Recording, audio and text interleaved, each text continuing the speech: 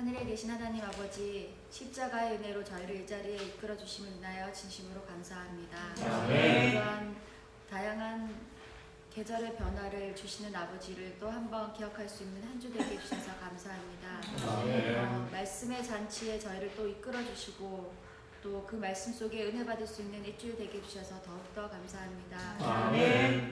말씀 전해주시는 이시영 목사님께 은혜를 더하사 또 저희가 그 말씀으로 성령 하나님 함께할 수 있는 이 시간 되게 허락하여 주시옵시며 또한 이 자리에 아직 참석하지 못한 자들이 있다면 그들의 발걸음을 아버지께서 함께하여 주시옵기를 간절히 바랍니다. 아버지, 언제나 저희를 기다리시며 저희가 제자리에 돌아오기를 기다리시는 아버지를 저희가 기억하는 그러한 자들 되게 허락하여 주시고 또한 아버지의 사랑으로 아버지의 말씀을 기억할 수 있는 저희가 될 수 있게 인도하여 주시옵소서. 이 시간을 아버지께서 함께해 주시옵기를 바라며 예수님의 이름으로 기도드렸습니다.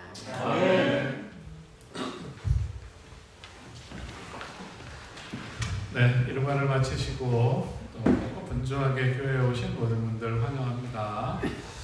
올 한 해 우리가 즐겁게 교회 생활하고 신앙 생활했는데요. 하나님께서 사랑이 넘치는 우리 교회에 귀한 새신자들을 보내주셨습니다. 최혜숙 사모님, 송혜경 사모님, 김민선 사모님, 또 오늘 저녁에 경석 씨가 오기로 했는데 아직 안 왔네요. 또 황석원 성도님도 신앙생활을 잘 하고 계시고 이번 가을 말씀 잔치를 통해서 이분들 마음 가운데 다시 한번 더 깊이 하나님을 영접하고 또 신앙에 대한 결심을 할 수 있게 되기를 바라고요. 또 새롭게 교회에 오는 분들이 이곳에서 믿음이 잘 자라고 우리 공동체의 좋은 가족들이 될 수 있도록 계속 관심과 사랑 기도 부탁드리겠습니다. 네, 오늘은 가을 말씀 잔치 네 번째 저녁인데요. 영상이 아니라 직접 목사님의 말씀을 들을 수 있게 되어서 기쁘게 생각합니다. 저녁 먹고 갈래 그 제목으로 오늘 끝나고 밥을 주실지 모르겠네요. 예, 말씀 듣기 전에 준비한 특별 찬양 들으시고 목사님 말씀 듣도록 하겠습니다.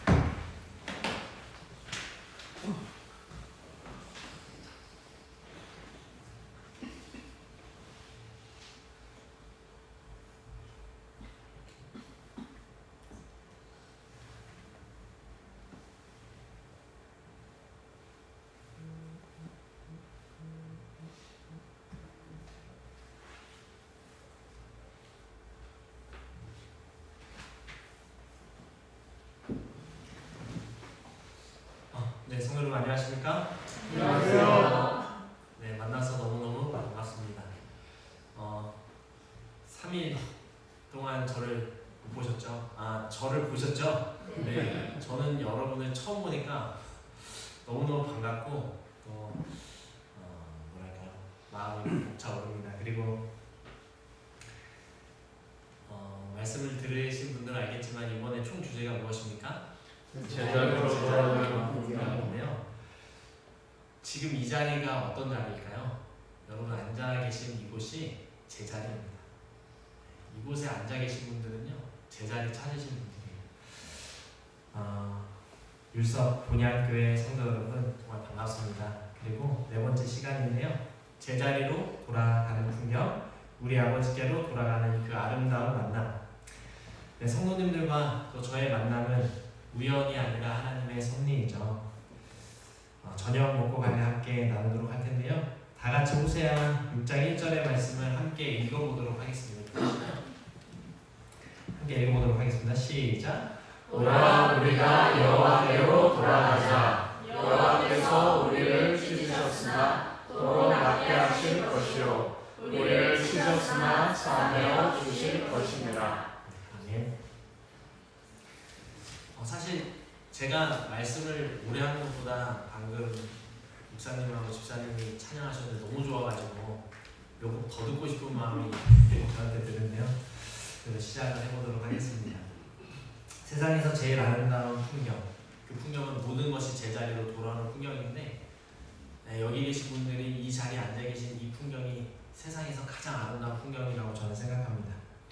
그런데요, 요즘 세상의 풍경이 어떻습니까? 아름다운 풍경일까요?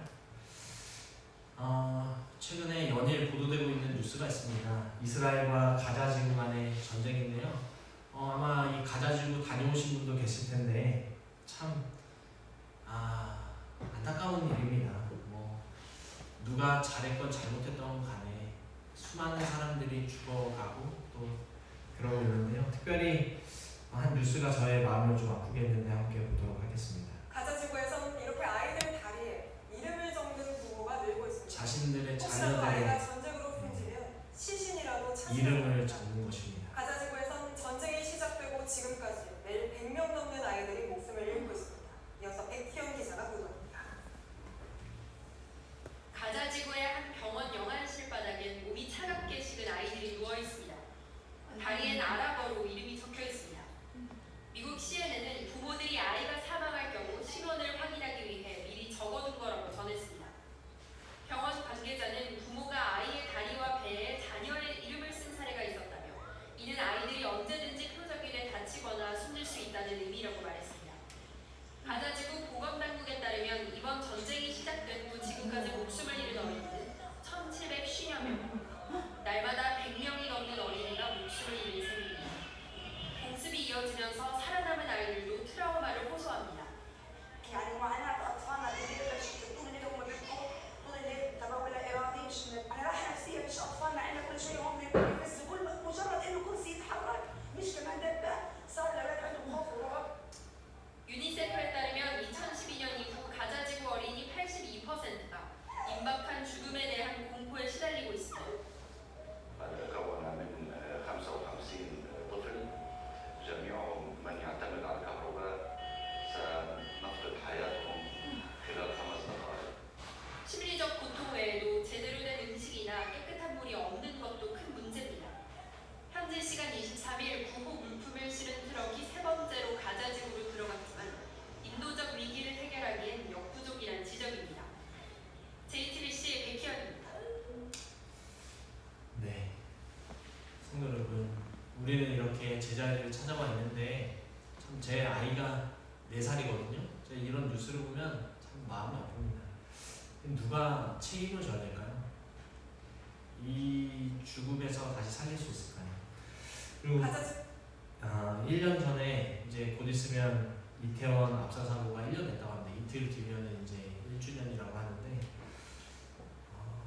참 젊은이들이 참 많아. 100명이 넘는 젊은이들이 목숨을 잃었죠. 이걸 누구의 시시비비를 가리거나 누구의 책임이라 이야기하고 싶지는 않습니다. 그렇지만 왜 이러한 일이 이렇게 일어나고 이렇게 누군가는 이렇게 마음 아파해야 될까요? 저희 아버지도 그리고 제 동생도 교사입니다. 근데 최근에 연이어 교사분들이 스스로 목숨을 끊고 있는 일들이 일어나고 있습니다. 이건 누구의 책임일까요? 이거는 제가 살고 있는 분당 지역의 서현역이라는 곳입니다. 이곳에 얼마 전에 묻지마 살인 사건이 일어났죠. 뭐 여기뿐만 아니라 구로 뭐 여러 곳에서 갑자기 우리나라에서 무슨 유행하듯이 이런 묻지마 살인과 폭행들이 일어나고 있습니다. 이 모든 건 누구의 책임일까요? 책임이 무엇인지 아십니까? 책임은요, 여기 보시면 알아서 할 임무나 의무랍니다. 근데요, 요즘 세상은요, 이런 책임지는 것이 점점 없어지는 것 같습니다. 다 내 책임 아니라고 하고 사과하기를 싫어하고 내 잘못 아니라고 하는 것이죠. 책임지지 않는 세상에서 책임이 어떤 것인지 오늘 함께 살펴보도록 하겠습니다. 함께 룻기 3장 2절부터 4절에 있는 말씀을 읽어보도록 하겠습니다. 내가 함께하던 하녀들을 둔 보아스는 우리의 친족이 아니냐. 보라, 그가 오늘 밤에 타작마당에서 보리를 까불리라. 그런지 너는 목욕하고 기름을 바르고 의복을 입고 타작마당에 내려가서 그 사람이 먹고 마시기를 다하기까지는 그에게 보이지 말고 그가 누울 때에 너는 그가 눕는 곳을 알았다가 들어가서 그의 발치 이불을 들고 거기에 누우라. 그가 내 할 일을 내게 알게 하리라 하니 했습니다. 3장 2절을 보면요, 이 타작마당에서 보리를 까불리라 라고 시작을 하는데요, 이 제가 첫째 날 말씀드렸던 이 룻기 1장은 뭘로 시작하죠? 흉년으로 시작합니다. 그런데 이제는 풍성한 추수의 이야기를 하고 있는데요, 이 나오미는 룻에게 먼저 몸을 깨끗이 씻으라고 하고 기름을 바르고 옷을 입고 타작마당에 내려가라고 이야기합니다. 그리고 이 보아스가 먹고 마시기를 다하기까지 모습을 보이지 말고 다 숨어 있다가 보아스가 딱 눕고 잠이 들면 몰래 발 쪽에 다가가서 누우라고 하죠. 뭔가 묘책을 강구한 것입니다. 이 나오미는 보아스가 가까운 친족이기 때문에 룻이 안식할 처소, 즉 이 둘이 혼인하길 바랬던 것 같습니다.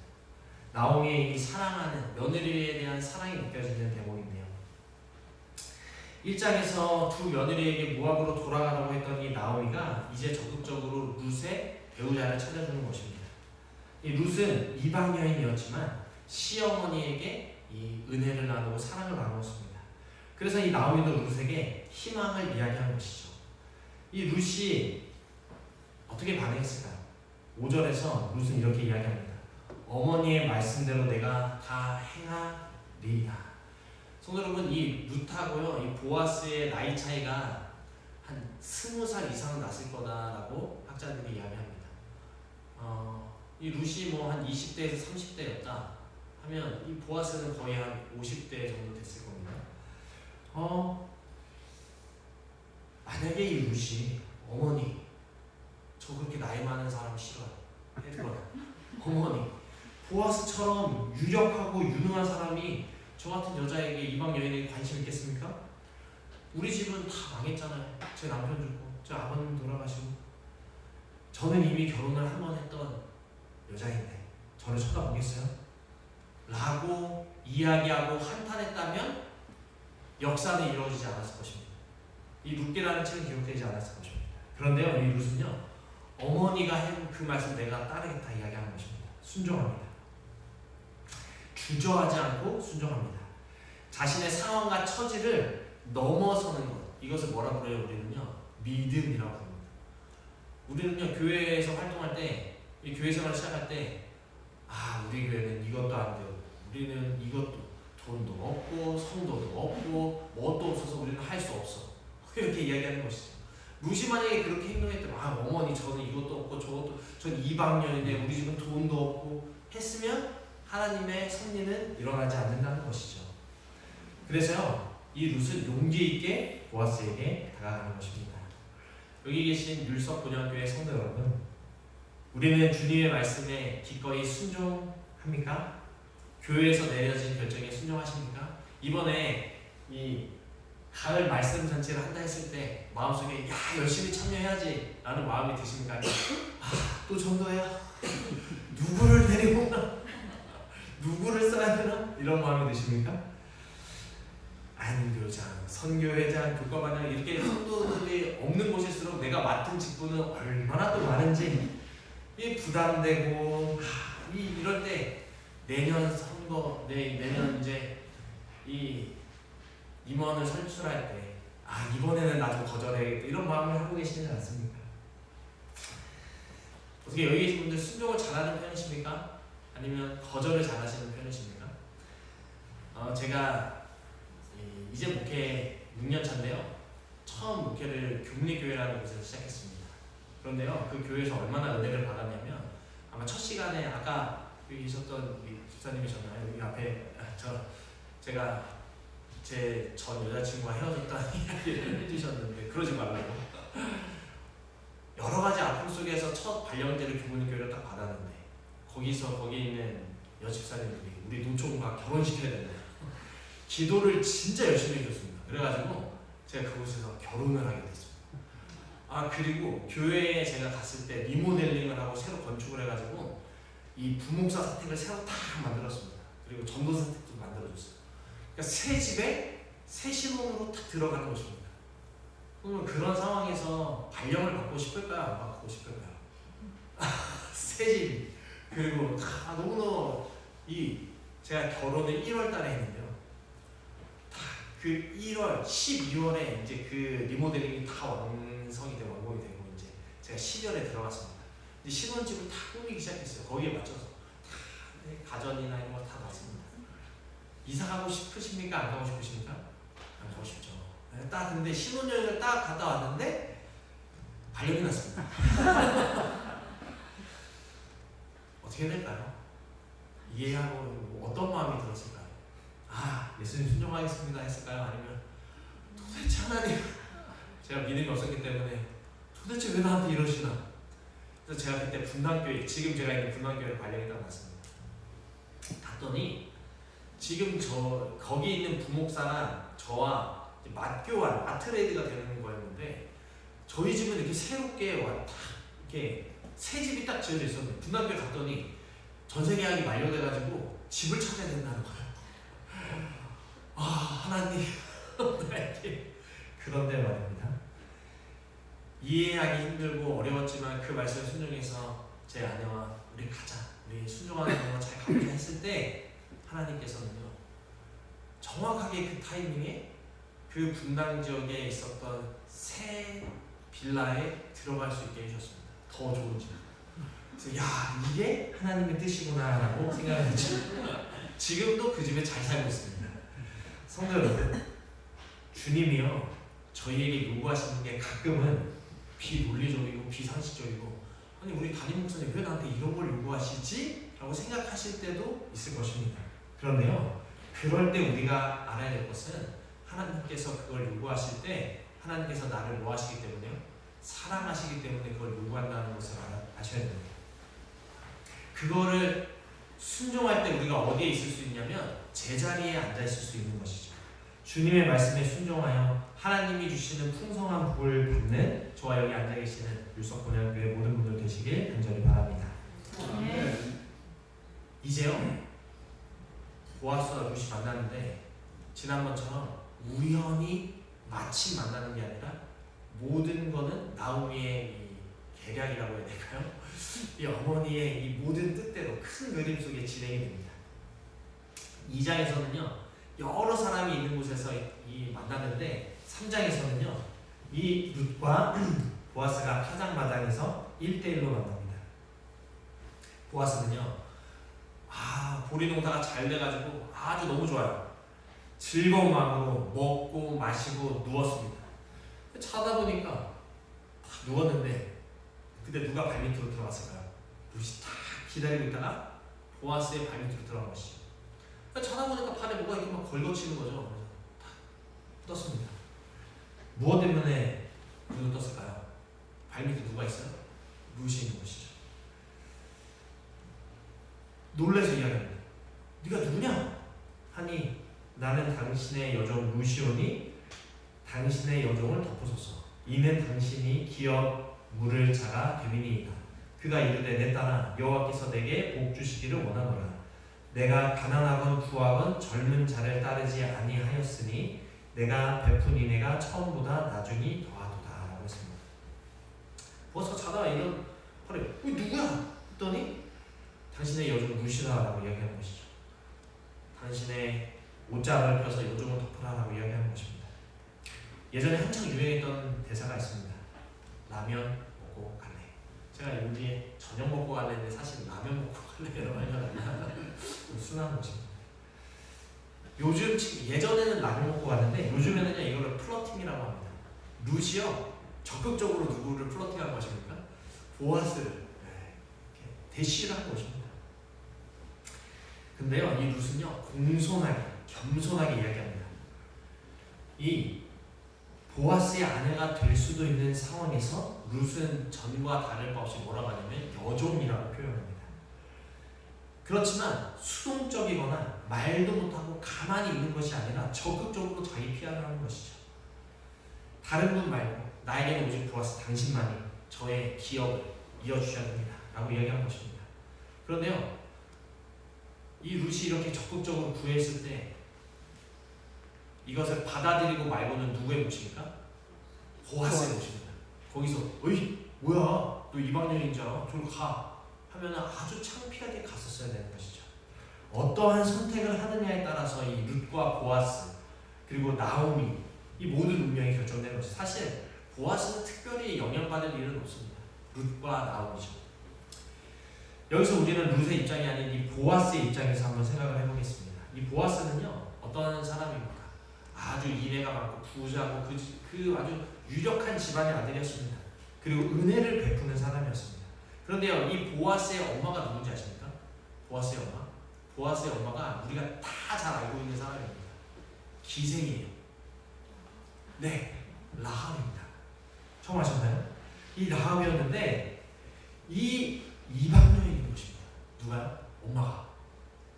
엄마는 이방 여인에 아빠는 유력한 아론의 가문의 혈통입니다. 그러니까 아주 유력한 집안에 이방 여인이 결혼했는데 낳은 자식이 보아스였던 거예요. 그러니까 누구에 대해서 더 애틋할까요? 이 룻에 대해서. 왜냐면 우리 엄마도 무슨 여인이에요? 이방 여인. 그런데 이 룻도 이방 여인인 것입니다. 예. 그래서 아마 이 뼈대 있는 혈통에 있었지만 어머니는 이방 사람이었던 이 라합이었기 때문에 이 보아스는요 어릴 때부터 놀림도 받았을 것이고 또 뭐 은혜도 베풀고 은혜를 받을 줄 아는 그런 사람이었을 것입니다. 그래서 이 어머니와 같은 이방 여인 룻에게 은혜를 베푼 것이죠. 그리고 이 3장에 등장하는 이 보아스는요 책임지는 사람입니다. 이걸 고엘 제도라고 하는데 간단하게 얘기해서 그 당시 이스라엘 사람들은요 남자의 계통으로 다 재산이 물려져요. 그러니까 이 여성에게는 아무런 재산이 남지 않습니다. 근데 이 고엘 제도는요 뭐 형사 취수제 뭐 이런 것도 있지만 형이 죽으면 동생이 그 형수랑 결혼을 해가지고 대를 이어줘요. 그러면 낳는 그 아들은 형의 아들로 간주해서 그 재산이 다 물려지게 되는 것입니다. 이게 어떤 거냐면 고엘 제도가 죽임을 내 가족 중에 누가 죽임을 당해 그러면은 같이 가가지고 그 사람을 죽여줍니다. 고소를 당하면 법적으로 대응해주고 경제적으로 어려움 처하면 땅을 대신 주고 이렇게 해주는 것입니다. 친족 중에 가장 가까운 자가 가난해진 그 사람의 땅을 대신 사주는 거예요. 그러니까 이 룻은 보아스에게 우리 가업을 좀 이어달라고 이야기함과 동시에 나랑 청혼까지 이야기를 한 것입니다. 네, 성도 여러분 생각해 보시기 바랍니다. 남자로서 잘 먹고 잘 자고 있는데 밤이요 아무도 없습니다. 젊은 여인이 아까 뭐라고 하겠습니까? 이 나오미가 룻에게 뭐하라고 했어요?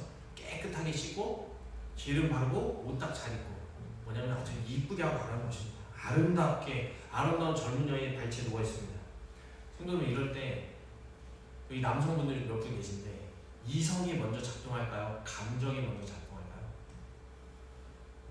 아무도 없습니다. 본능이 정욕이 먼저 일어날까요? 아니면 이성이 먼저 작동할까요? 아무도 없는 밤에 젊은 여인이 한 남자를 유혹하고 있는 것입니다. 보통의 남자였다면 어이구 그래 이거 왔구나 해가지고 그날 밤 거사를 차렸을지 모릅니다. 그런데 그리고 난 다음에 나보다 더 가까운 친족에게 넘겨야지 뭐 이렇게 생각했을 수도 있죠. 오늘 밤만 즐기자 생각했을 수도 있습니다. 정욕에 이끌려서 예전에 한참 유행했던 이 라면 먹고 갈래 이 했을 때 그냥 막 유혹에 넘어갈 수 있는 것이죠. 요즘 세상을 보시기 바랍니다. 이 세상은요 책임을 지지 않아요. 육신의 정욕대로 사는 세상입니다. 미혼 남녀들이 관계를 가져서 수많은 아이들이 태어나죠. 고아가 되어요. 부모가 자식을 버리고요. 양육권은 서로 가지기 싫어하는 것입니다. 재산을 탐내고요. 이 반대로 부모님이 나이가 들면 우리가 이제 모셔야 되는데 젊은 사람들이 이제 부모님 모시기 싫어하는 것입니다. 요즘에는요 간통죄가 폐지되었습니다. 그래서 이게 효율이 없죠. 뭐 내가 하고 싶은 대로 내 뜻대로 내 정욕대로 살 수 있는 세상이 이 세상이라는 것입니다. 책임지지 않습니다. 요즘에는요 정규직보다 비정규직 그래 요즘 이 젊은 친구들이 갈 곳이 없어지는 것이죠. 왜냐하면 다 비정규직을 많이 뽑기 때문에 그렇습니다. 책임지지 않는 것이죠. 적당히 일만 시키고 그 다음에는 더 이상 시키지 않는 것이죠.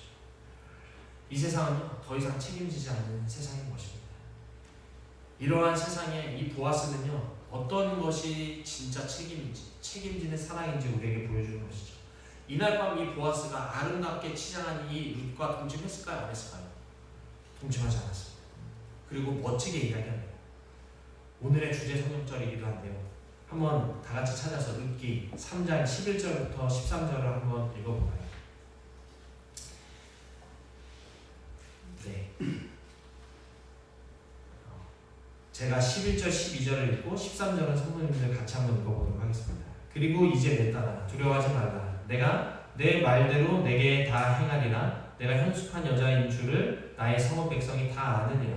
참으로 나는 기업을 물을 자이나 기업 물을 자로서 나보다 더 가까운 사람이 있으니 같이 한번 읽겠습니다. 시작. 이 밤에 여기서 머무르라. 아침에 그가 기업 물을 자의 책임을 내게 이행하려 하면 좋으니 그가 그 기업 물을 자의 책임을 행할 것이니라. 만일 그가 기업 물을 자의 책임을 내가 이행하기를 기뻐하지 아니하면 여호와께서 살아계심을 두고 맹세하노니 내가 기업 물을 자의 책임을 내게 이행하리라. 아침까지 누워 있을지라 하는지라. 얼마나 멋진 사람입니까? 그 젊은 여인을 건드리지 않습니다. 육신의 성격을 따르지 않습니다. 책임에 집중합니다. 한마디로 보아스가 이렇게 얘기합니다. 루사, 내가 너 책임질게. 책임질 건데 큰 그림을 그리는 것이죠. 보아스도 이 룻에게 호감이 어느 정도 있는 것입니다. 현숙한 여인인 줄 안다는 것이죠. 그리고 그런데 고엘 제도를 이행하려면 가까운 친족이 해야 되는데 보아스 자기보다 더 가까운 친족이 이 룻에게 있다는 것입니다. 그러니까 이성이 더 작동하는 거예요. 그날 밤 만약에 이 룻과 보아스가 동침했으면 그 사람이 내가 결혼할 거야 하면 이 룻은 그러면 이상해지는 것입니다. 그래서 나보다 더 가까운 친족이 있는데 그 친족이 너에게 기업 물을 자의 책임을 진다 그러면 그 사람에게 가라. 그러나 그 사람이 책임지지 않는다라고 하면은 걱정하지 마. 누가 책임질게? 내가 책임질게. 이야기하는 것입니다. 그런데요, 이 친척에게 언제 말한다고 이야기하는지 아십니까? 여기 보시면 아침 이내 자정이거든. 밤에 이제 다음날 아침. 그러니까요, 보아스가 실행력이 빠른 사람인가 느린 사람인가? 엄청나게 빠른 사람인 것입니다. 다음날 아침 내가 해줄게. 얘기하는 것입니다. 차일피일 책임을 미루는 사람이 아닙니다. 아침에 내가 다 정리할게. 그 사람이 너를 책임지겠다면 그 사람이 너를 책임질 거야. 그 사람 책임지지 않아? 내가 너 책임지고. 다 이해하는 것입니다. 얼마나 멋있어. 책임지는 사랑인 것입니다. 그리고 14절부터 보면요, 룻이 이제 얼마나 기쁘겠어요. 약속을 받았습니다. 가까운 친척 아니면 보아스 자신이 자신을 책임진다는 것입니다. 그런데요, 기쁜 마음도 이만큼인데 14절부터 보면 룻이 가는데 그냥 보내지 않고요, 겉옷에다가 보리를요 6번 이렇게 퍼줍니다. 이거 갖고 가서 먹으라는 것이죠. 참 아름다운 사랑 이야기입니다. 이 책임지겠다는 약속을 들은 룻은 기쁜 마음으로 누구에게 갔을까요? 어머니, 시어머니 나오미에게 갑니다. 그리고 그 말을 들은 나오미는 이렇게 이야기합니다. 18절입니다. 같이 한번 읽어볼까요? 시작. 이에 시모가 가로되 내 딸아 이 사건이 어떻게 되는 것을 알기까지 가만히 앉아 있으라. 그 사람이 오늘날 이 일을 성취하기 전에는 쉬지 아니하리라. 성도 여러분, 성도님들께서요 제자리에 앉아 있으면요 가만히 앉아 계시면 됩니다. 그때부터 누가 일하시는지 아십니까? 하나님이 일하십니다. 우리가 우리 자리에 앉아 있잖아요. 그 다음부터는 하나님이 우리의 마음에 역사하시는 것이죠. 여기 보면요 구원을 요청하는 것은 룻의 몫입니다. 그런데요 구원을 약속하고 보장하고 그걸 성취시켜주는 사람은 누구입니까? 보아스입니다. 성도는 우리는요 우리의 공의와 우리의 어떠한 능력으로도 구원받지 못합니다. 우리는 보아스가 될 수 없습니다. 우리는 룻이죠. 믿음으로 가는 요청하는 거 하나님 저 구원해 주세요. 그럼 누가 약속해 주시고 다 이루어 주십니까? 예수님이 다 해주시는 것입니다. 기다리는 것이죠. 우리의 구원은 같습니다. 스스로 이룰 수 없습니다. 예수님께 요청한 다음에 우리는 기다리고 있는 것이죠. 이것이 룻기가 우리에게 알려주는 구원의 비밀입니다. 우리가요 예수님을 믿겠다 결심하고 우리의 제자리에 여기 딱 앉아 있잖아요. 그러면요 예수님께서 나머지 다 해줍니다. 내가 기업 모를 자의 책임을 내게 행한다.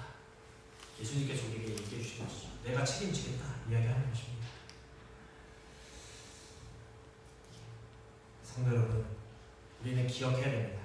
우리는요 서로 비난하거나 책망하거나 서로를 막 욕하는 사람들이 아니라 우리는 서로를 뭐하는 사람들이냐면 사랑하고 책임지는 사람들이에요. 그래서 우리가 이 전도회를 하는 이유가 무엇입니까? 제자리를 찾지 못하는 사람들에게 제자리 찾게끔 하는 것이죠. 그것이 우리의 책임입니다. 그 자리에 앉게끔 해주는 것이죠. 누군가의 부족이 우리는요 누군가의 그 부족을 비난하는 것이 아니라 그 사람에게 우리는 사랑을 전해주는 것이죠. 그래서 우리는요 서로가 각지체인 것입니다. 누군가 부족한 점 채워주고 서로가 서로를 채워주고 이렇게 살아가는 것이죠. 룻 혼자서는 해결할 수 없는 것을 보아스가 해결해 주는 것입니다. 그것처럼요 우리는요 저 성도가 저 집사님이 저 장로님이 못하는 일 내가 대신 해주는 것입니다. 이사야 43장 1절에 이렇게 기록하고 있습니다. 한번 읽어볼까요? 시작. 너는 두려워 말라. 내가 너를 구속하였고 내가 너를 지명하여 불렀나니 너는 내 것이다. 여기서 이 구속이 가알이라는 단어인데요. 이 가알은요 무슨 말이냐면 책임이라는 말입니다. 책임지겠다는 거죠. 이 구속은요 내가 너 책임질게. 두려워하지 마. 내가 너를 지명하여 불렀나니 너는 내 거야. 여기 너 자리에 앉아있어. 내가 나머지 다 해줄게. 이야기하시는 거죠. 성도 여러분, 선한 사마리아의 비유 다 잘 아시죠? 누가복음 10장 25절부터 이제 나오는데요.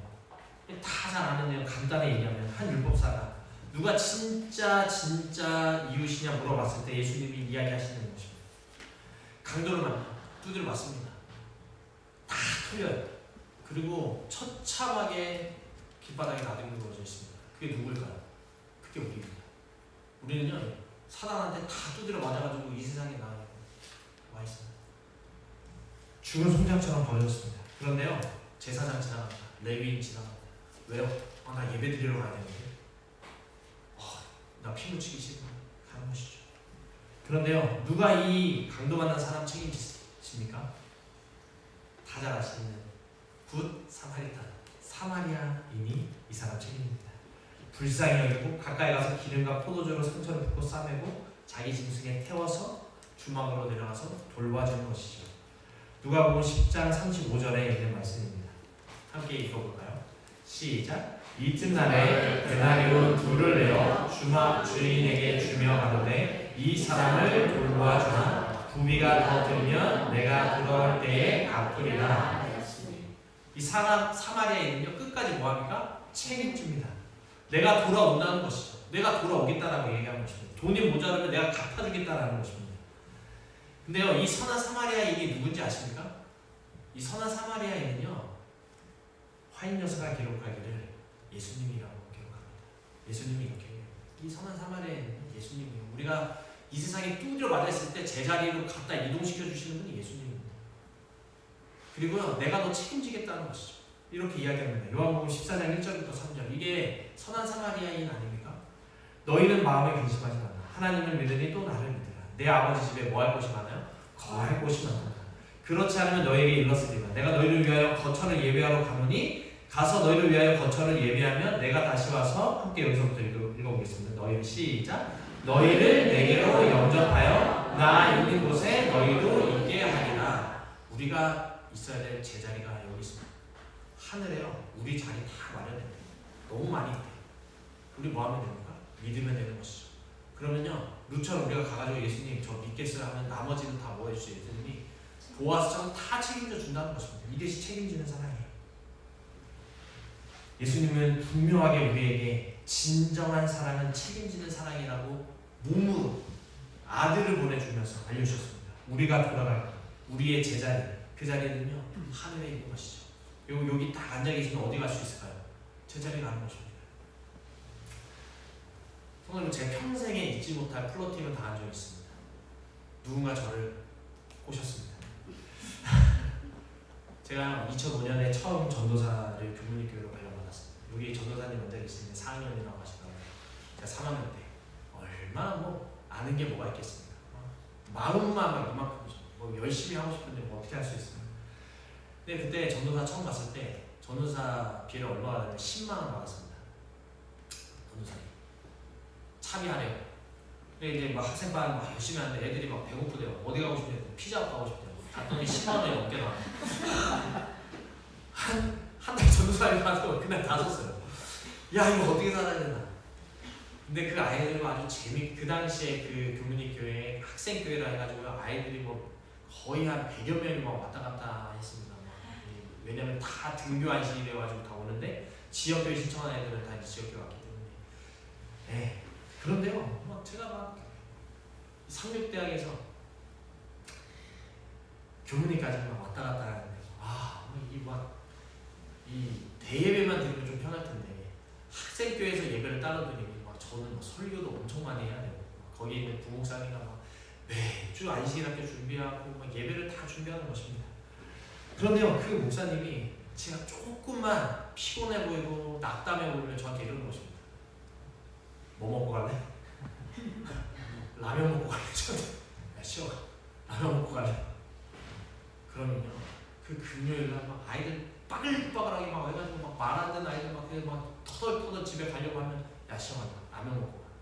그 집에 딱 가면요, 그 집 식구들이 딱 요 상태였습니다. 이 부목사님과 사모님 그리고 아들과 딸이 딱 있었어요. 근데 저에게 라면을 끓여주신 겁니다. 먹어. 다른 말 안 해요. 먹어. 자. 같이 자는 거예요. 그럼 또 힘을 내서 또 다음 안식일을 보내는 것이죠. 그렇게 그때의 그 기억. 제가 얼마나 실수가 많고 모난 학생 전도사였을까요? 한마디도 잔소리 안 하고 그냥 힘들어 보면 맨날 뭐라 그래요? 라면 먹고 갈래? 그게 저에게 그렇게 큰 이유였어요. 성도님, 근데 그분이 누군지 아십니까? 양통 목사님. 제가 그래서 이 불길한 전화를 받고 거절을 못하고 있는 거죠. 그때 그 받은 은혜가 있기 때문에 저를 책임져 주신 것이죠. 제가 힘들고 어려워 보일 때 뭐라고 잔소리하거나 너 뭐 이렇게 해라 저렇게 하지 않고요. 야, 시험 라면 먹고 와. 근데요, 제가 딱 그때의 목사님 연차거든요. 제 아들이신 4살이에요. 누구를 저희 집으로 부르는 거 쉬운 거 아닙니다. 거기다 안식일날 재운다는 거는요, 제 아내한테, 그래서 제가 목사님에게도 감사한데 사모님이 또 너무 감사해요. 제가 왜 그때 갔는지 지금 생각해보니까 야, 아찔합니다. 근데 아무 생각 없이 라면 가요? 네, 좋아요. 네, 그때 라면 많이 먹어서 제가 살이 쪘습니다. 근데요, 그때 먹었던 그 라면은 그냥 라면이 아니라 은혜였습니다. 저에게 주신. 네, 그때 하나님의 사랑을 무럭무럭 먹었죠. 저를 그렇게 책임져 주셨습니다. 그래서 제가 그때 그러한 경험을 통해서 지금 이 자리에 앉아 있습니다. 여기 계신 성도님들도요, 그냥 이 자리에 앉아 계시지 않을 것입니다. 누군가의 책임지는 사람 때문에 그 강권에 못 이겨서 연수가 오래되신 분들도 있을 것이고 이번 전도회 때문에 저 집사님 한 번 오라 그래야 돼요. 오늘 한 번은 가봐야지 이렇게 오신 분도 아마 계실 것입니다. 그런데요, 우리가 있어야 될 곳은 이 자리입니다. 이 자리에 있을 때 누가 책임져 주십니까? 하나님이 우리를 책임져 주십니다. 오늘 우리는 시어머니의 말씀에 순종하는 룻의 모습을 보았습니다. 자신의 시아버지뻘인 보아스에게 찾아가 청혼을 요청한 것이죠. 이것은 엄청난 순종이고 믿음입니다. 이렇게 행했을 때 보아스는 그저 육신의 정욕에 따라 즐기지 않습니다. 책임지는 사랑을 보여줍니다. 감정이 아니라 원칙인 것이죠. 사랑은요, 감정이 아니고 원칙입니다. 책임지는 것이 사랑입니다. 성도 여러분, 기억하시기 바랍니다. 하나님께서는요, 서로가 서로를 비난하고 책망하는 게 아니라 책임지기를 원하십니다. 옆에 있는 신앙의 연수가 작은 분들이, 아니면 신앙의 연수가 나보다 오래됐지만 지금 쓰러져 가는 분들이 계시다면 뭐 하라는 것입니까? 지금 손잡아 달라는 것이죠. 같이 가라는 것입니다. 나 혼자 잘 먹고 잘 살지 말라는 것이죠. 손잡아 주라는 것입니다. 그런 의미에서 저와 여기 계신 성도님들은요, 누군가에게 은혜를 받은 사람으로서 누군가에게 뭐를 베풀어야 되는 것입니까? 은혜를 베풀어야 되는 것입니다. 서로 그렇게 은혜를 받고 은혜를 베풀 때 하나님께서는요, 우리를 통해서 무엇을 이루실까요? 구원을 이루어 가시는 것입니다. 은혜를 베풀고 책임을 지는 보아스의 모습이 저와 여기 계신 성도님들의 모습이 되길 바랍니다. 우리 각자를 통해 하나님의 놀라운 구원의 역사가 우리 율석 본향교회, 율석 본향교회 맞습니까? 네, 율석 본향교회 성도님들에게 충만하길 바라면서 오늘 말씀 마치도록 하겠습니다.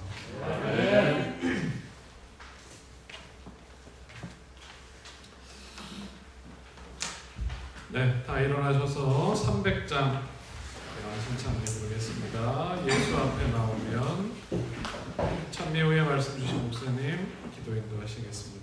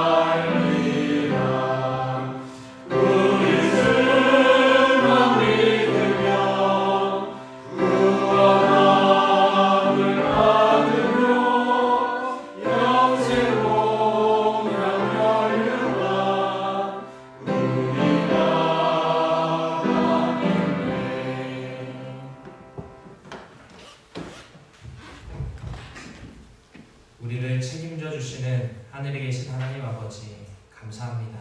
아멘.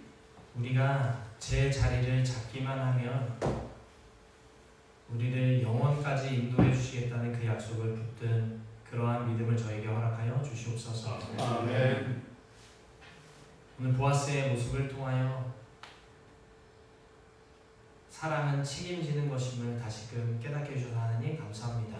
아멘. 책임지지 못하는 이 세상 속에서 책임지는 사랑을 감당하는 우리 모두가 될 수 있도록 인도하여 주시옵소서. 아멘. 이 율석 분양 교회가 주변 사람들을 잘 책임지는 교회가 될 수 있도록 인도하여 주시옵소서. 이 교회를 통하여 주변 사람들이 예수 그리스도를 볼 수 있도록 하나님 인도하여 주시옵소서. 아멘. 주님, 전도의 기간입니다. 하나님, 이 기간 동안 저의 마음을 움직여 주시고 특별히 이제 새롭게 신앙을 시작하려고 하시는 분들의 마음 가운데 예수 그리스도가 심겨질 수 있도록 하나님 역사하여 주시옵소서. 아멘. 감사드리며 살아계신 예수님의 이름으로 간절히 기도합니다. 아멘.